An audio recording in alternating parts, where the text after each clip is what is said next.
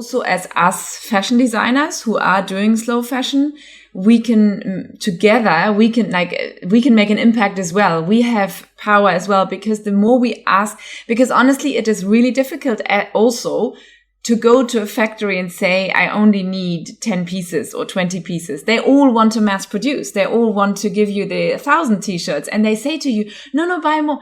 Buy more, it's cheaper. It's the same when you need business cards and you only want 20 business cards, but they always try to sell you 500. And you're a small business, you don't need 500 business cards, I've had this issue for many years. And of course it's cheaper. And so I think the more we as designers ask for smaller factories, less people, more educated tailors as well, who can not only sew the t-shirts, but sew more exquisite pieces, the more it will come. And that's something that I'm learning now as well. It is coming more and more to Dubai as well. Hi, I'm Kyla, a business coach, mentor, and I'm currently studying a degree in nutrition. I'm a mum of 2 and I live in Australia. And I'm Emilia. I'm the author of the book It's Your Life and the founder of the fashion brand Emilia Ohrtmann. I'm originally from Germany but live in Dubai, and I'm a mum of 4. In our raw and authentic episodes, we share with you all things business, motherhood, and holistic lifestyle, as well as bringing you inspiring interviews with other entrepreneurs. Welcome to the Mums in Biz podcast.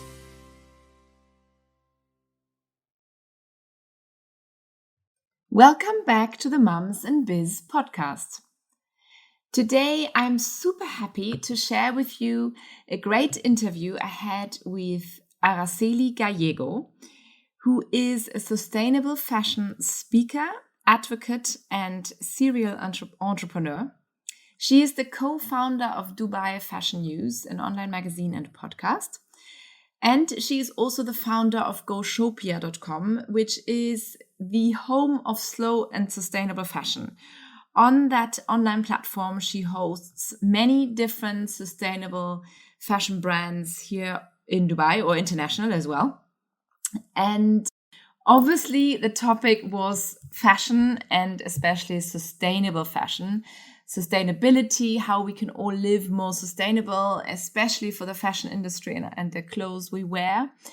And to shed some light into all of that and what we can all do to live a more sustainable life and more conscious, really. To think a little bit more about the planet we live on.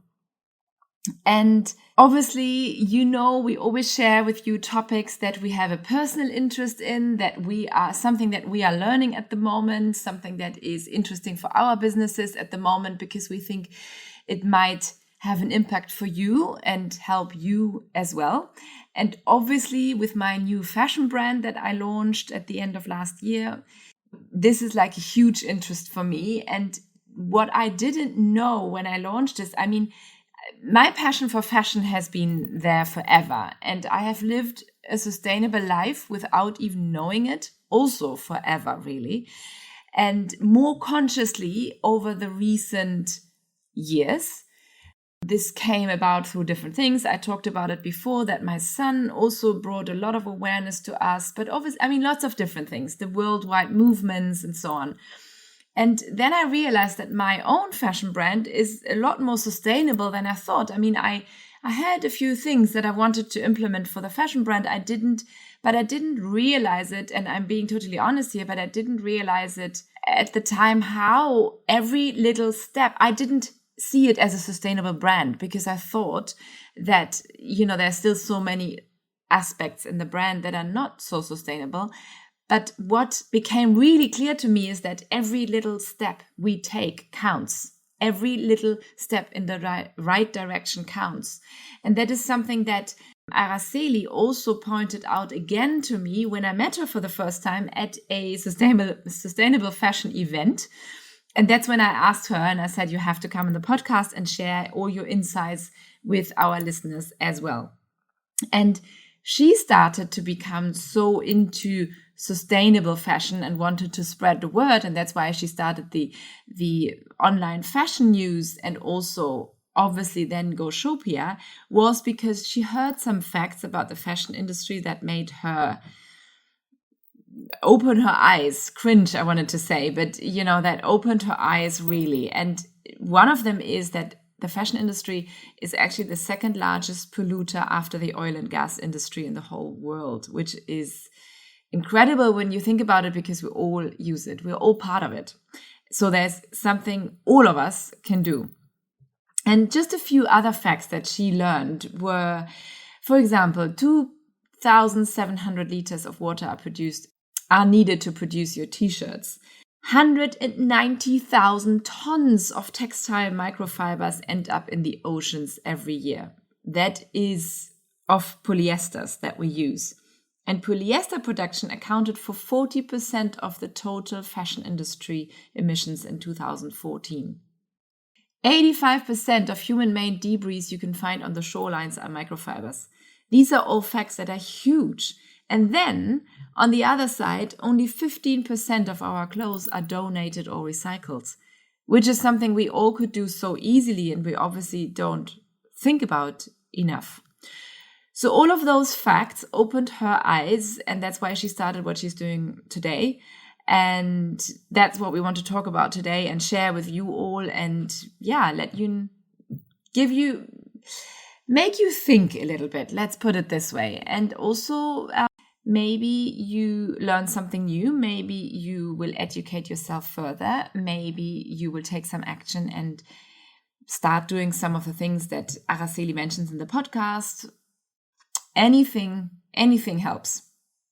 And before I welcome Araceli, I want to thank you all for listening to our podcast. You've been amazing over the past few weeks. So many new downloads, so many new listeners, so much feedback. It's really incredible. And the podcast is growing and we love it. And we're spreading the word, and we can bring more interviews and our own learnings to women around the world, which is truly amazing. So thank you so much for your help, for your support, for spreading the word of the Mums and Biz podcast. And please keep doing so. We need your help, obviously, to spread the message. And we need not only your likes, but also your reviews. It really helps. So thank you for that. And if you like the podcast in general, or this episode in particular, please leave a review on iTunes or anywhere else, on social media. It helps. Thank you so much. And now let's welcome Araceli to the podcast. Welcome, Araceli, to the Mums and Biz podcast. We are super happy to have you today.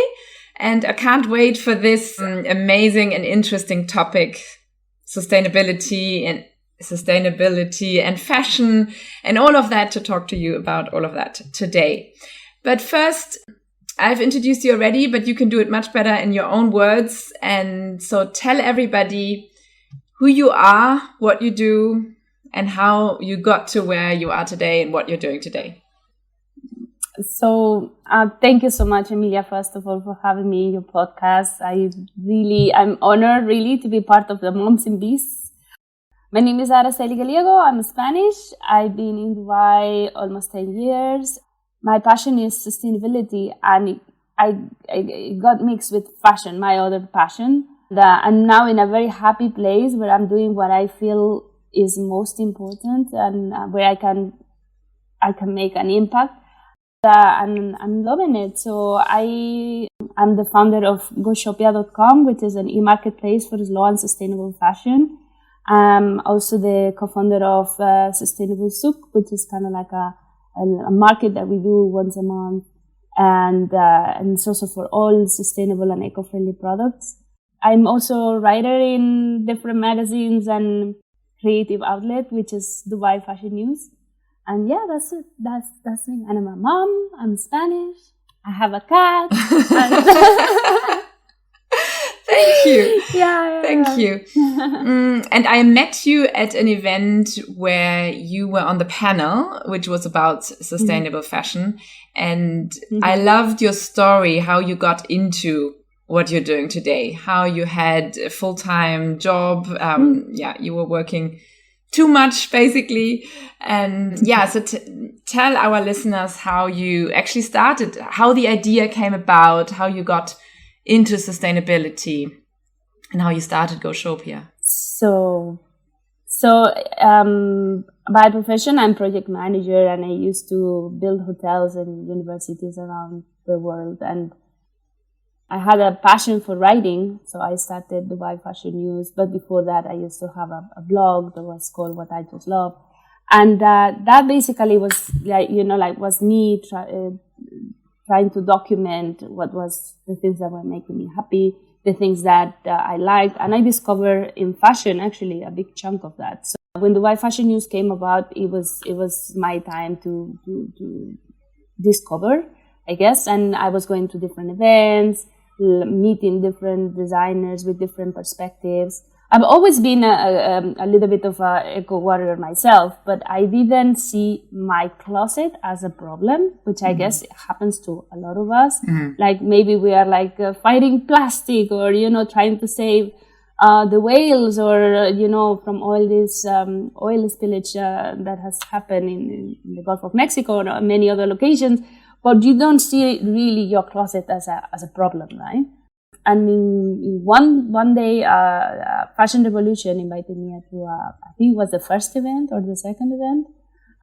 I went there, and it was Aisha Siddiqui, the previous country coordinator.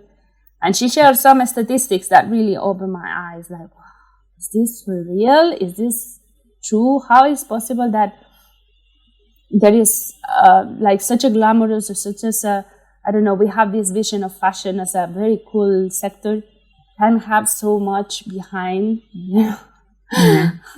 under the carpet there is so much dirt, right? Kind of like I came out of the meeting very confused. As a journalist, I was like, I need to double check, I need to cross check all these facts and all these figures that they share, all these statistics, because if this would be for real, it should be in every piece of news. All the newspapers and all the TVs should be talking about this, because this is big. This is a real impact thing, And to my surprise, it was true, and nothing of it was actually spoken on the media, right? Because there is a lot of power, and fashion is $1 trillion business, so there is a lot of power and a lot of money behind.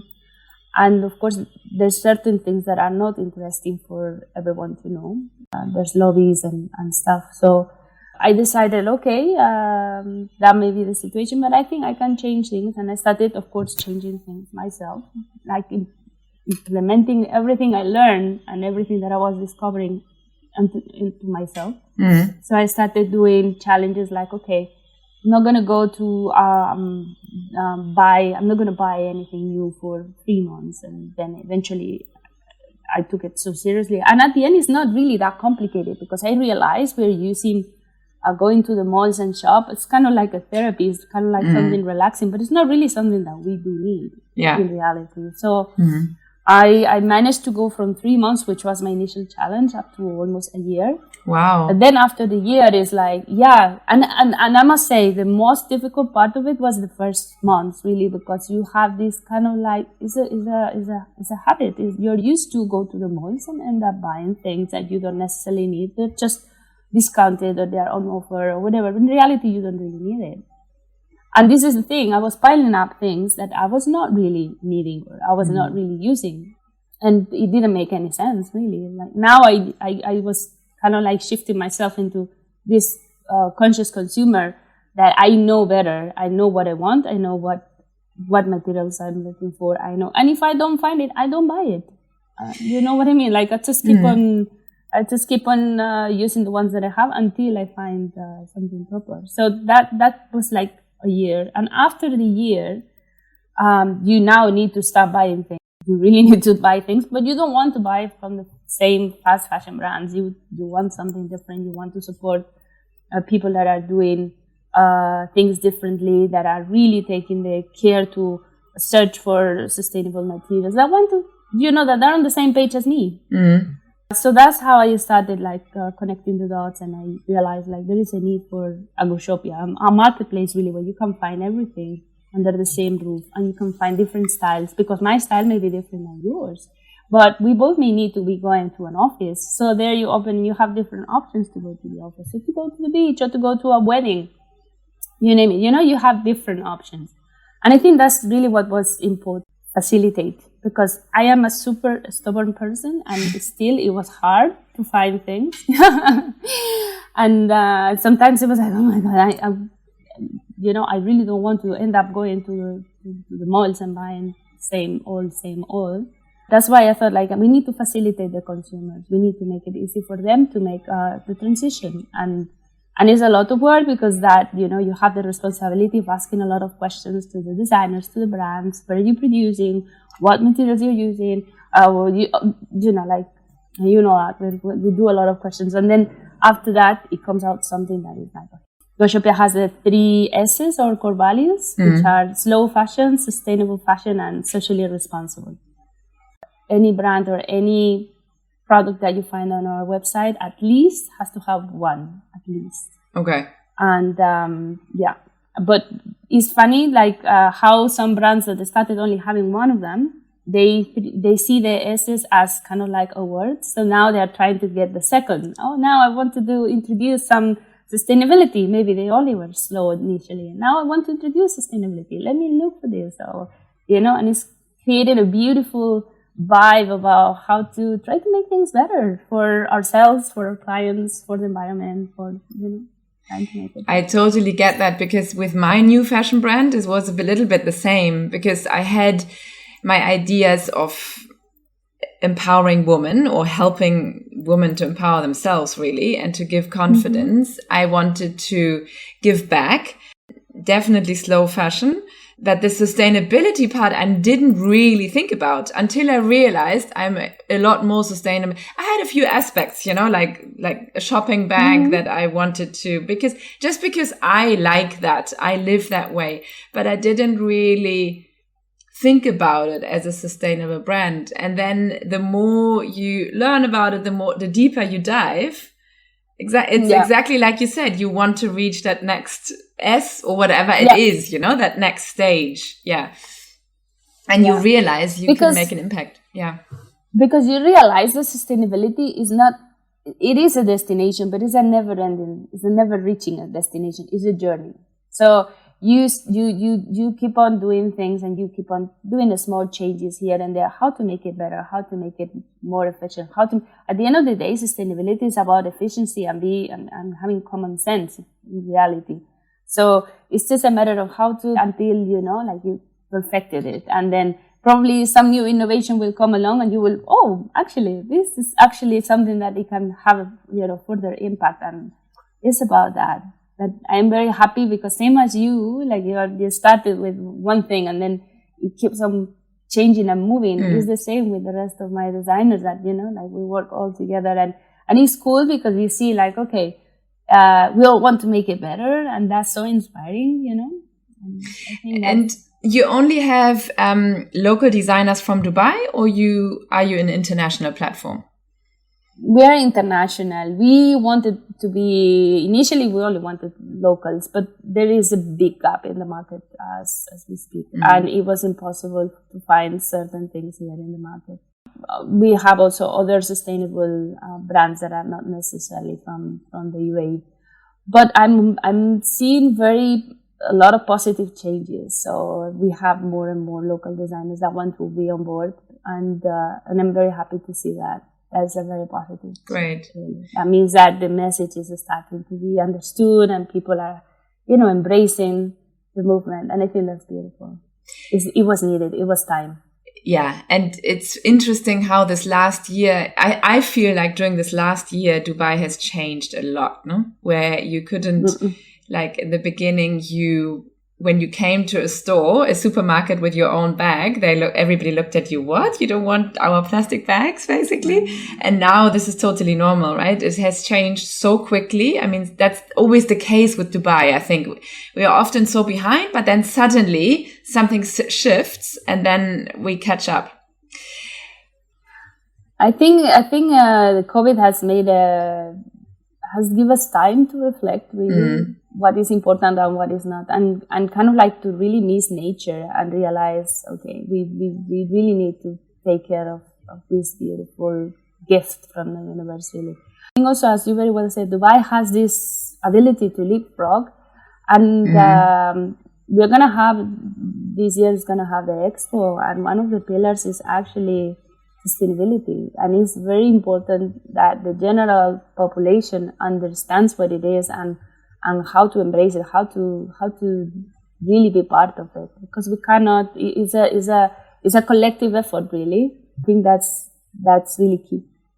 Yeah. Okay, you mentioned the word a lot already, and before we dive a bit more into fashion, let's talk about sustainability and what it actually means, because I think it's a word that is used so much now, but does everybody really know what sustainability means, and how can we all live a little bit more sustainable? Because I have to be honest, when I went to this Sustainable Fashion event, even for me, there were a few eye-openers, that growing up in Germany, I think Germany is very advanced when it comes to sustainability. But still, there were a few eye-openers, and you said a few things that were eye-opening. So I want to hear them from you again. It's true, sustainability is not easy to understand because it doesn't have a straightforward definition. It's not like this is sustainability. It's not like a mathematical kind of a thing. It's not. There are different angles and different perspectives to sustainability. The one that is my favorite, and the one that I use all the time, is the one that was used by United Nations, and said sustainable development is the development that meets the needs of the present without compromising the ability of the future generations to meet their own needs. So basically, we are not eating up the whole cake so there is nothing left for future generations. We have to be mindful. The earth has the ability to regenerate and keep on rebuilding and renewing itself. But if we are using up the resources at a faster pace, we are not giving the time to regenerate or to renew that circle. That's why it is very important that we are mindful about what resources we're using whenever we are using them up. When you're thinking about the fishes, if we are fishing all the fishes on the sea, eventually they will be all gone. They of course can reproduce and can have more baby fishes, but if we don't respect the circle of nature, eventually if we are fishing at a faster pace that what nature can regenerate, we will end up with no fish. And I think this is the same. This applies for every other resources in nature.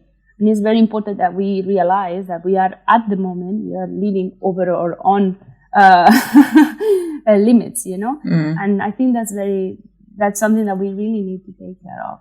Fish, plants, all of it. We really need to understand that there is times and there's circles, and we need to try to respect them as much as possible. Right now we are abusing the There's a lot of things though. What you mentioned also, the second part of your question, what can we do to actually change that, and what can we implement on our day-to-day, right? So there's a lot of different things that we can, it's just basically small changes, but it makes a difference.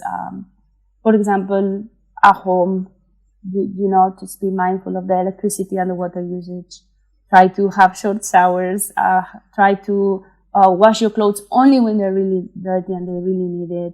Try to use cold cycle if possible in the washing machine, for example, right? Because that is actually most of the energy that the washing machine is using is to warm up the water. So if there's no need to warm up the water, then, we are saving a lot of electricity and energy in there. All these kind of things, they keep on adding up. Only buy what you need. For example, it's counterintuitive because I'm a business, and all the fashion industry business, they will tell you like, buy my stuff, like you don't need it, but buy it because it's such a great price, such a great product. Just buy. In my case, it's like, I really don't want you to buy. I really want you to need it, first of all, or fall in love with it so much that you're going to be using it. I don't want to have our pieces sitting in the closet doing nothing. I want them to be used and enjoy. And, it's a totally different thing. And I think that is connected with the consumerism and the way we consume as a society today, that we consume much more than what we really do need. I'm telling you, we were going to the malls. In my case, I realized like, oh, it was more than what I was needing, because after 1 year, I still have clothes in my closet.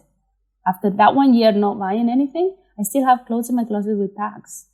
Wow. Okay. How is that? Yeah, after 1 year not buying. And that means two things. That means that, first of all, I was buying mindlessly, you know, not being very aware of when I would wear it, or, you know, if it would fit my body shape, or if there was color that would be nice on me or not.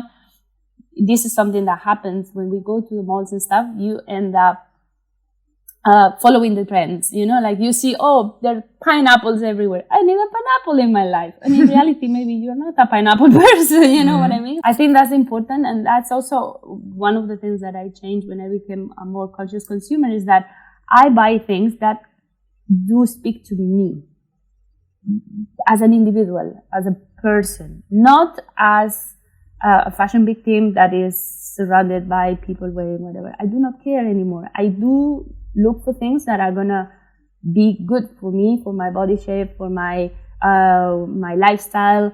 I hate ironing. Why would I buy things that I need to iron then? Halas, you know? That's something that is not happening anymore. When before, you fall into the trap of what everyone else is doing, not necessarily what you are needing. Like in Dubai, for example, we have amazing initiatives. We have Free for Good that are, with your donations, they are helping feed children, and they have different programs in the Gulf to assist people and families that are in need. It's a second-hand shop. Retail. Yeah. Exactly. It's a second-hand shop that is connected to a charity. So you're doing double good. You're helping the different charity programs that they do have, and at the same time, you're helping reduce waste, because all those clothes that otherwise will end up in landfill, those are terrible, you know, like it's very pollutant. And on top of that, it's a bad way to use up the resources of Mother Earth, really. Like, you have to think like, okay, this cotton shirt, there was a farmer growing the cotton in the first place. So it's not, from the shop to no, that's not where the supply chain starts, from the shop to your house. No, it actually starts so much earlier with the farmer growing the crop, and making sure that, you know, it's beautiful, it's healthy, so that they can sell it to the cooperative and blah, blah, blah. It has a long way until it reaches our closet. So if we are just suddenly taking clothes as something that is disposable and we use it up and throw it away, it's just, we're abusing back again that circle of nature that we have been gifted. And I mean, you are talking now a lot about fashion, obviously, this conscious consuming as well. But I suppose you do that in all areas of life, right? Like when you didn't go shopping for 1 year, or when you didn't buy anything for 1 year that you didn't need, was it for everything or just clothes? No, it was clothes, because that was where I realized I had an issue, really. Of course, you need to buy food. I live in Dubai. We cannot really grow around stuff here. But I started, I kind of like reinforced, you see, like there is different ways you can start becoming a conscious consumer. Some people started being more conscious about what they were eating, you know, like I remember like a few years ago, they were like all these organic bio, and you don't know what was true, what was fake. You don't know what, you know, because there is a lot of marketing in here. And it's also, this is also something that is happening in fashion. You end up not knowing what is true and what is not, because there is so much marketing behind. Some people have started realizing like, oh my God, we're really poisoning our food, you know, and we're poisoning our food. So what's next, right? I'm eating that you don't want that. So maybe you enter through the food interest into sustainability. Some other people are entering through fashion. Other people enter through plastic, for example. I'm a big advocate of not using plastic. So you try, you know, but at the end, everything impregnates, because the more you know, the more you feel like empowered really to do changes. And it's much better if we have a lot of people doing the small changes, and if we have only 2 or 3 people going off grid and, you know, living like the caveman, you know, that's really not going to have the same impact as if all of us as consumers we start being more mindful. That's it, really. In reality, is so much better. Instead of buying 3 t-shirts that cost nothing, just buy 1 t-shirt, which is what you are needing, and buy 1 good quality t-shirt that you're going to be, it's going to last you a lifetime. So much better. I totally agree. But you mentioned something there as well that, often I feel, and I felt the same, and I feel like other people think as well the same, is that what does it matter if we as one person lives the more sustainable? What does it matter even if we as a family or as a group or even as a country, but there are so many other countries who do nothing, and then it doesn't make sense, it doesn't make sense. And then so it's so much for example, when, separating your waste, like into plastic and paper and others and so on, you're thinking you're doing it, and then nobody else. I mean, I've lived in Germany. I grew up in Germany where we've done this for years, for example. Then I moved to England where nobody was doing it. And then it started. And then I moved to the US where nobody was doing it. And then it started. And then I moved here and where nobody was separating. And then it started. So it's always started at some point. And I tell you the truth, it's so much easier not to separate, and it's so much easier. I moved from Germany to England, and then there was no possibility to separate your trash. So I didn't, and then until I realized, no, this is wrong. I should. What was my question? My question was, how can we, like every one of us, make a small difference? Does it even make sense? That was my question. Yeah. I think it does make sense, because at the end of the day, this is our home. And if we are, if you are in your beautiful office, which is not real. Yeah. And I'm in the tropical paradise here.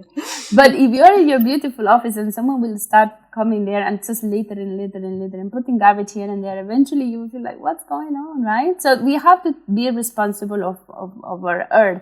That's our home, really. We live here. There is no, summer vacations in Mars. There is no such a thing. We have only this one home, and it's Mother Earth. And we need to be responsible and take care of it.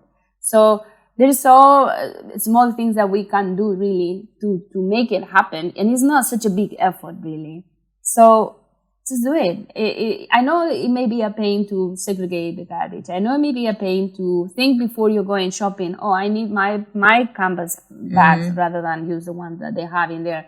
Oh, I need, I need to see, I don't know, so many different things, and it's true, it needs planning, but also it needs just getting used to it. It's a habit. And I think, exactly. Once we have those habits already ingrained, it just happens more naturally. The difficult, like what they say, every time you want to implement a change, or it takes around 21 days until you really kind of like got inside yourself and stuff. It's a matter of that. Just give yourself 21 days and start doing bit by bit the changes, and then start with another different small change, and bit by bit, and it happens. It will work out, and it's for our own betterment at the end of the day. We wouldn't, like when I think of going to the beach, like I was this weekend in Fujairah, and it broke my heart. They had a big sign in the water, the beach looked kind of like clean, but then they have a big sign saying like, be mindful because there has been some oil spillage, and if you find black spots, do not touch and tell the guardian to come and collect. And I was like shocked, like,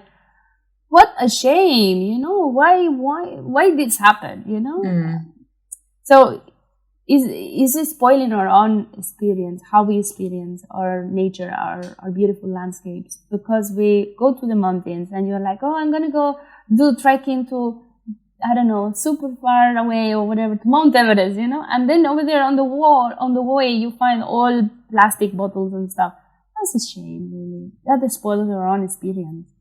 And I think we have to be the responsible ones, really. Because we are messing up and we need to pick up the toys that we are leaving behind. And you do live as an example for your children, I think. So many of Yes, I try. Of course, it's not perfect, as you very well said. Sometimes it's not possible, and we are living in a very fast-paced society. When I think sometimes about slow and living slow, it's like, oh, I would miss so much. It would be so lovely to be able to live really, not only in a slow movement, but also in a slow way, try to take your time to do things and stuff. It is difficult. And my life is far from perfect. So I never will put myself as an example to follow at all. Now I'm talking to you. Exactly. And I think this is inspiring because I get inspired by other people that are doing different things. And I think like, oh, this is interesting. Let me see. Maybe I can implement that, or not the whole thing, but maybe part of it. It's a matter of, and when it comes to what you were saying also, like what if we are doing it, then other countries are not doing anything at all. It's true. It is our earth. It is our home. It's our responsibility. And I think all the nationalities and all the countries are realizing that there is a time that we have already used up. And really, I think now is speeding up the process. Really, people and countries and municipalities and cities are being more aware that we cannot keep on doing what it was before. It just cannot. They have landfills full of garbage. They don't know what to do with them. We have other issues, like for example, our food being poisoned. There's areas in India, in China, that they put so much chemicals on the food that is poisoning their villagers. That's something that we cannot really tolerate anymore. I think there's time to change, and it's good that the society is kind of like going through an awakening at the moment. So I don't care if they are doing it or not. I'm going to keep on doing it because I think it's what should be done, basically. And there's, as consumers and as individuals, there's so many things we can do because this is something of major concern at the end of the day. Like, for example, before they started in Carrefour having their cotton bags for the produce, for vegetables and stuff, I was telling them, I'm not going to be using your stuff. I want you to use mine. And we are going to be putting in the same bag all the different stickers because you're going to be rating each individual. And then I'm going to be putting all in here. At the beginning, it was a fight with them. No, this is not the procedure. You have to follow this. You have to follow that. Then at the counter, they didn't, what is this in a bag? So many stickers, da, da, da. Now it's... You mean when you were buying fruits and vegetables, right? And they want you to put, to understand the rest of the world? So everything was put into separate plastic bags? Or is still put... And with one sticker in each. Yeah. And then I was coming like, I'm not going to be using your bags. I'm going to be using my bags. And on top of that, we're going to be using the one big bag. And we're going to be putting everything in there. And you weigh my tomatoes, okay? Now you have your sticker, put it in here, put the tomatoes inside. Now you have this, it's 2 apples, weigh the 2 apples, get your sticker, put it in the same bag. Then when I was going to the counter and they were like, this bag with so many stickers. Yeah. What is that? That's not the procedure. That's not what it's supposed to be. So I had to speak like a number of times with management and tell them like, listen, you have your ways, but I, as a consumer, I think I'm entitled to have also my ways. And it's not affecting your ability to charge me because you are charging me same.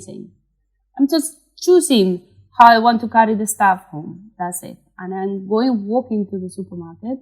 So I don't want to be having plastic if I can avoid it.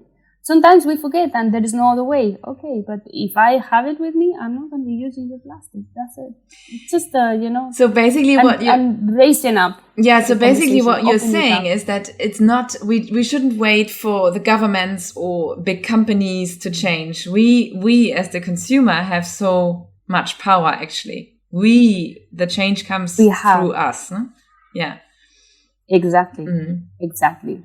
Yeah, I'm dense today. I may not be able to explain what I want to say, but that's precisely that. Like we as consumers, we are the ones that we should tell them, like, listen, I want this way, and if you're not providing, I go buy somewhere else.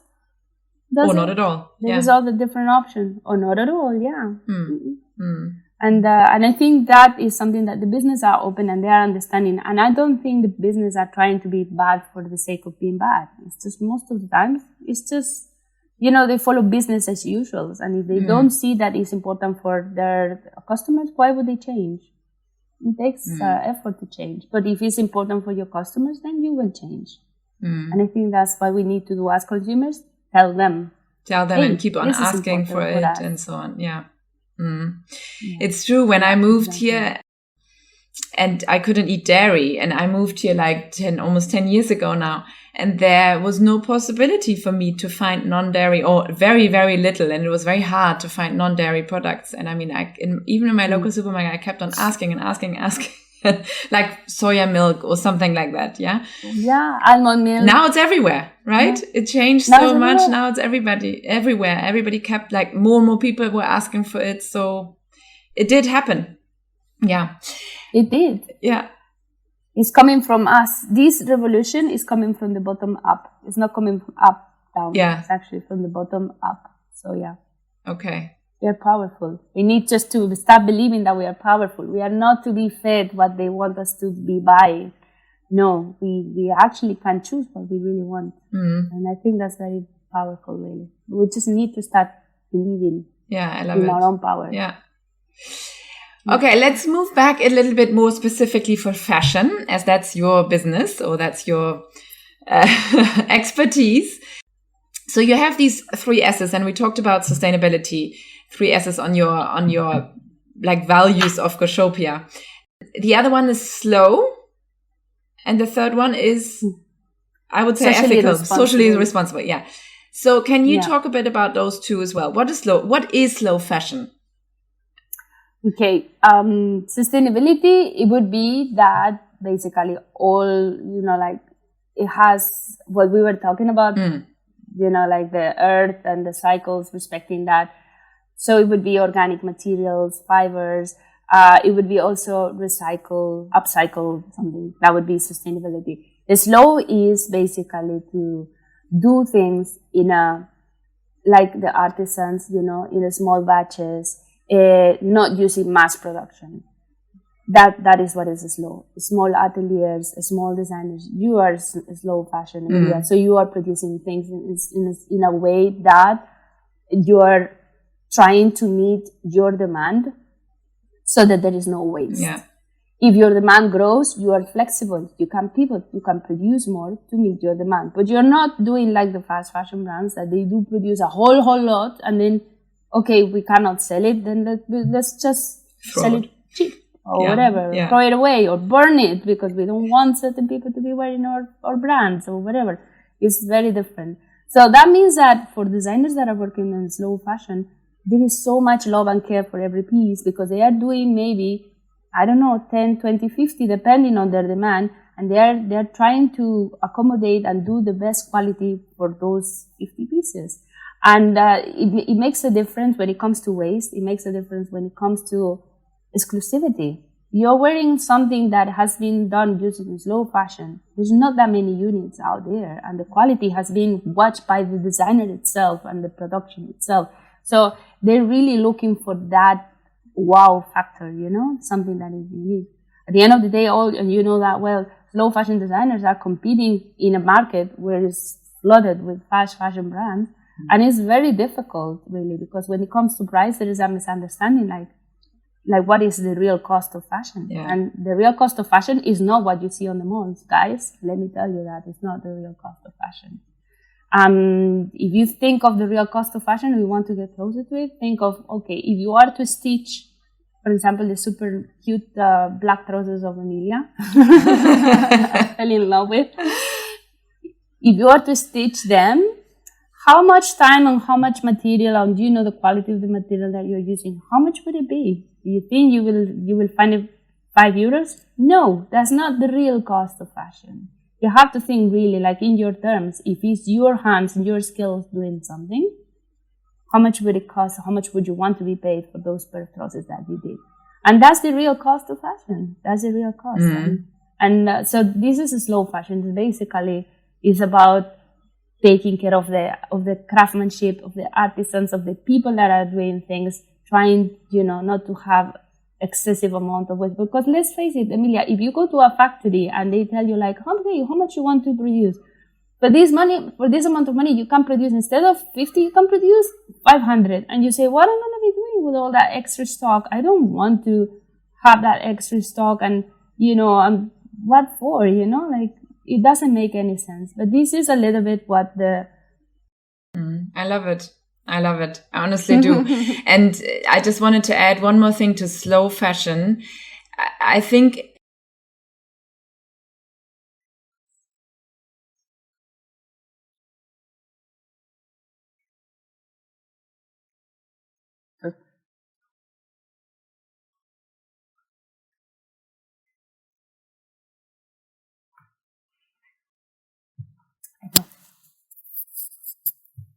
Yeah.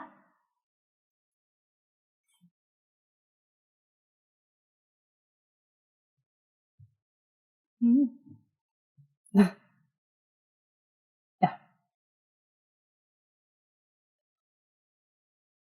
Yeah.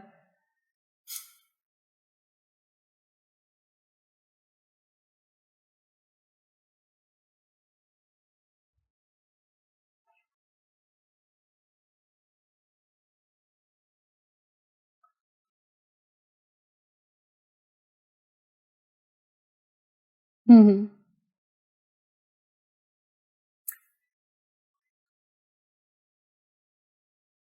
Yeah. This is very important what you are saying, because when it comes to the many factories actually will ask you for MOQs, minimum order quantities, and they would say, I don't even reply to your emails unless you are saying that you're buying 500 units or 1,000 units or whatever, and that doesn't make sense basically, and it doesn't make sense. Exactly. How many yards? How many rolls? Like, I only need these. So it gets very difficult. It gets complicated. I think now is a very good time, as you were very well saying, to start claiming and start saying, like, listen, you have to cater for slow fashion designers. You have to cater for smaller productions, and you're not losing your business. You are actually adapting to what is next, because this is what is next, Emilia. Long are the days when everybody wanted to be wearing like a uniform kind of thing, and everybody wanted to have the big brand in their chest. That is, even now, is considered tacky. You want to have unique pieces. You want to have that exclusivity. And I don't know, maybe the older I get, the more I realize, like, the elegance and the style is coming from a different place. It's not coming from a particular brand all over your face, which when we were teenagers, we were all dreaming. Oh, I don't know, like in your case, my case was United Colors of Benetton. I wanted to have wherever out, from them, the bigger, the better design, Now it's all gone. No, I don't need to be becoming a billboard. I want quality pieces. If that quality is coming out of a slow fashion designer, that is, the brand is small because, they may not people may not know them, but the work is there, and you see the quality when you touch the garment. You see, like, wow, that's what is important. You just become more discerning. You're not going to be buying. Sometimes I feel like outraged that some big brands, luxury brands, are selling bags that are plastic, literally plastic. Yeah. And they're selling them like it would be like the golden nugget. And it's like, I don't get it. There's such a disconnect between what is really important. Where are you buying the brand? That doesn't make any sense to me. You should be buying what the brand stands for. But if in a particular product, in a set of products, or in a collection, that is not reflected, then what's the point of that brand? You're just buying a billboard. You can very well print it and put it all over your place, and it doesn't make any sense. Well, that's my point. But I'm a little bit opinionated when it comes to this. Yes, I could talk to you a lot longer. I have a few other questions, but I have two that I quickly want to ask you. So one, of course, I want to ask you is, what is a sustainable wardrobe or a sustainable style, in your opinion? I mean, we touched on it already, but you have an article and you also have a little video on your website. And by the way, you can find a lot of more information on Araceli's website on Goshopia. She has a blog on there as well, and you can find. Can people find like these statistics that you were talking about in the beginning about the fashion industry on there as well?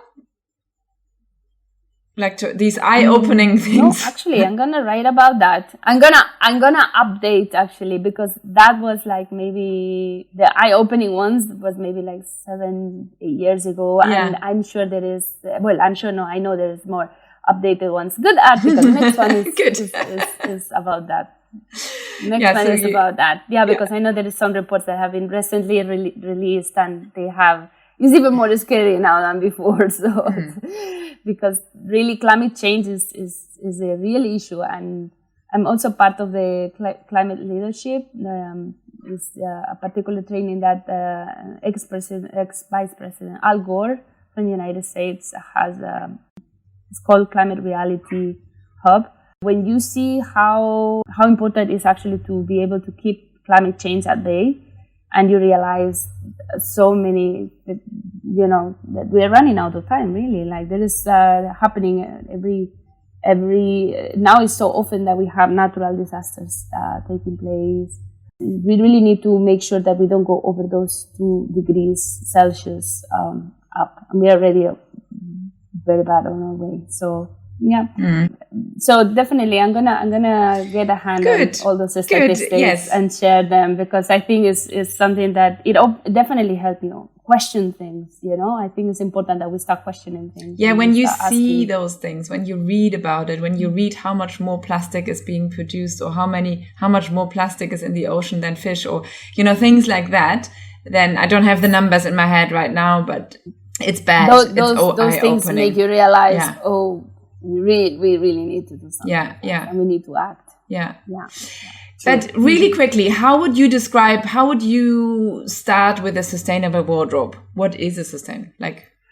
Okay, so first of all, the most sustainable closet or wardrobe ever is the one you already have. So just do an audit of what you have already in your closet and see what pieces you're wearing, or what pieces you're like, you don't know even why you bought them.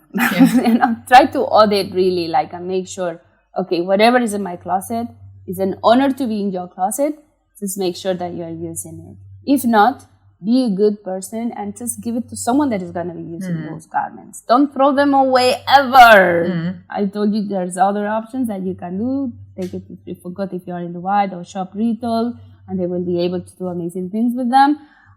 Otherwise, give it to your friend, to your cousin if she has the same size, whatever. But do not throw them away, please. Do not.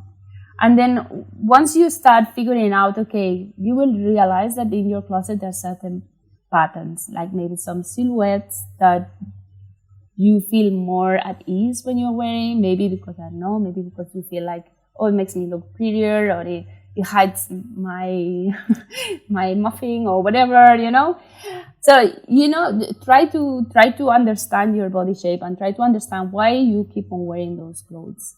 And those are the clothes that, that whenever you are ready to go back and buy, to have already understood your situation, your body shape, your lifestyle, why you're wearing and why you're not wearing certain things. And when you're next time buying, you are starting from a better place, perspective, better point. And also, there is some things that I do whenever I am about to buy something. I have a questionnaire, and I always ask myself, okay, do I love this piece so much? Do I have something already in my closet that I can be using instead of? Will I be wearing this at least 30 times? And then I start picturing in my mind with what I'm going to be mixing and matching. This is important because there is some things that you just love. For example, I love colors, but then they are difficult to match. And then you're going to be buying something that is orange. With what are you going to match? And at the end, you end up buying the whole set and more things just to be able to wear that one thing that you like. Great, Araceli. Thank you so much for this interview and all your insights. And lastly, please share with us, where can everybody find you? You have different platforms. Where can people follow you, find out more, find that blog post that we talked about just now? We will link it all in the show notes, but still, if you what is your favorite platform to contact you or to follow you? I'm a WhatsApp mostly, really. Okay, I don't want to share your phone number here, but no. But what are if your they go to the website, if they go to the website and it's www.goshopia.com. Goshopia is coming from go shop and utopia, like the utopia that you go shop and actually having a positive impact rather than. And then we have an Instagram goshopia_official. We have, those are probably the ones that we use most. In the website, we have a chatbot, but it's me. It's not a chat. I have people asking, is it you for real? Is it a person for real? Like, yes, it's me. It's a person. It's me. Those are the easiest way. Email also is super easy. hello@goshopia.com. And I'm super happy to assist designers that are on their journey, assist customers that they don't know what to do, what to buy. We're starting a concierge service. We really studied it, but we didn't advertise it because of COVID. So we kind of like keep it like a little bit private, but now we're going to start promoting it a little more. Kind of like styling services. So if you have a particular occasion and you don't know what to wear or what, we can recommend you. And and we will recommend even outside our platform, because what we want is really to create a positive impact and try to help sustainable fashion designers to reach there and make it possible. So yeah, exciting. Yeah, thank you so much for inviting me. It has been a pleasure talking to you. Thanks for listening to this episode of the Mums in Biz podcast. If you loved it, please share it with your network and leave us a review. If you would like to connect with us, please visit the Mums in Biz podcast Instagram page or check the description for our direct contact. Thanks for tuning in, and we will see you next time.